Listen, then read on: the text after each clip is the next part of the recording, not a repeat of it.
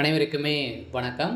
சற்று முன் கிடைத்திருக்கக்கூடிய ஒரு மிக மிக முக்கியமான செய்தி ஒன்று வெளியாகி உள்ளது. சற்று முன் 7 ஆண்டு சிறை, உதயநிதிக்கு எதிராக நீதிபதி இறுதி தீர்ப்பு, பாலியல் வழக்கில் வசமாக சிக்கிய உதயநிதி ஸ்டாலின், இது மாதிரி பார்த்திங்கன்னா செய்திகள் வெளியாகிருக்கு. இப்போ சதுரடியாக அண்ணா பல்கலைக்கழகத்தில் நடந்த பாலியல் வழக்கின் அடிப்படையில் உதயநிதியுடைய பேரும் அவருடைய நண்பர்களும் பார்த்தீங்கன்னா வசமாக சிக்கி கைதும் செய்யப்பட்டிருக்காங்க இல்லையா.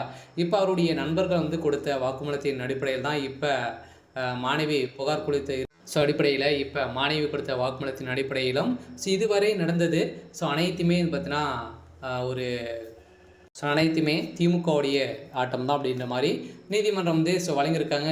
இதன் அடிப்படையில் இப்போ பாலியல் வழக்கின் அடிப்படையில் உதயநிதிக்கு எதிராக இப்போ பார்த்தீங்கன்னா அவருடைய நண்பர்கள் சிக்கியிருக்காங்களே, அவர் கொடுத்த வாக்குமூலத்தின் அடிப்படையில் இப்போ நீதிமன்றம் பாலியல் வழக்கில் இறுதி தீர்ப்பு வழங்கியிருக்காங்க. அந்த சார் யார் அப்படின்ற மாதிரி ஒரு பெரிய கேள்விக்குறியாகவே இருந்திருந்த நிலையில் இப்போ தமிழகத்தில் பெரும் பரபரப்பை ஏற்படுத்தியிருக்கு.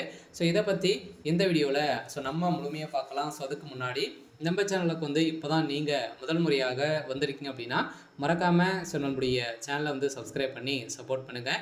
வாங்க வீடியோக்குள்ளே போகலாம். பார்த்தீங்கன்னா உதயநிதி ஸ்டாலின் அவர்களும் பார்த்தீங்கன்னா ஏற்கனவே பாலியல் வழக்கில் அவருடைய பேரும் அடிபட்டு இருந்தது இல்லையா. இதை தொடர்ந்து 5 மாதங்கள் கழித்து இன்று தீர்ப்பு வழங்கப்பட்டு இருக்குது. இந்த தீர்ப்பின் அடிப்படையில் சென்னை அண்ணா பல்கலைக்கழக மாணவி தெரிவித்த பாலியல் குற்றச்சாட்டில் கைது செய்யப்பட்ட ஞானசேகர் எதிராக வழக்கில் சென்னை மகளிர் நீதிமன்றம் பார்த்தீங்கன்னா இவருக்கு 30 ஆண்டுகள் பார்த்தீங்கன்னா சிறை தண்டனை வழங்கிறதாங்க இல்லையா.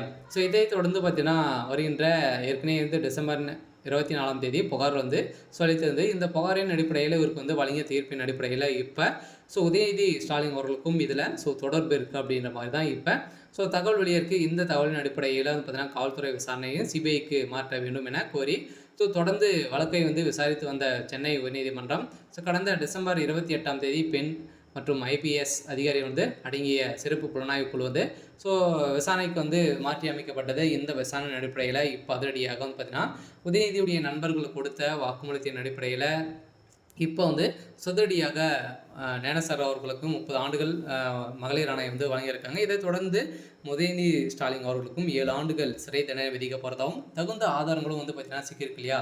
ஏற்கனவே